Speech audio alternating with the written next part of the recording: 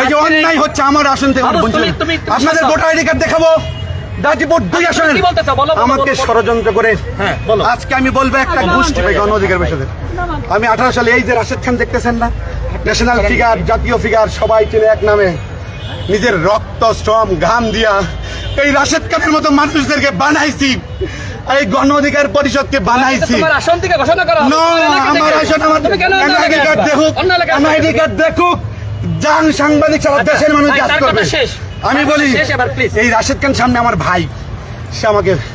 এই যদি হয় ভাই ভালোবাসার বৈষম্যের শিকার তোমাকে তোমার আসন থেকে ঘোষণা করা হবে আমার আসন থেকে আপনারা সামনে ধরনের কোন করো স্বার্থে তুমি একটা ঢাকা বিশ্ববিদ্যালয়ের ছাত্র তুমি তো নিজেকে মিডিয়ার সামনে পাগল হিসেবে তুলে ধরছো 6 বছর আমি পাগল হিসেবে তুলে ধরছো 6 বছর আমি কারণ ত্যাগ এরকম করছি কেউ করে আমি ভাই কি জেল কাটি নাই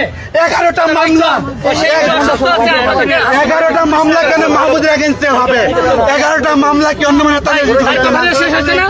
11টা মামলা চলে আমার বিরুদ্ধে এই গণ অধিকার পরিষদ করে ভাই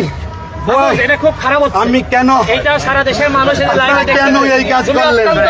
খারাপ করতেছো তোমার রাজনীতি মনে করো একদিনে শেষ ঢাকা ইউনিভার্সিটি রাজনীতি করছি তোমার রাজনীতি শেষ আন্দোলন করলাম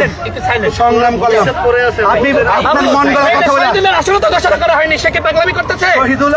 ভালো পাগলামি করতেছে মাহফুজ শুনে দুইজন কেন্দ্রীয় নেতা কি করবে দুইজনের আমি কোন পাশে শুনে 11টা মামলা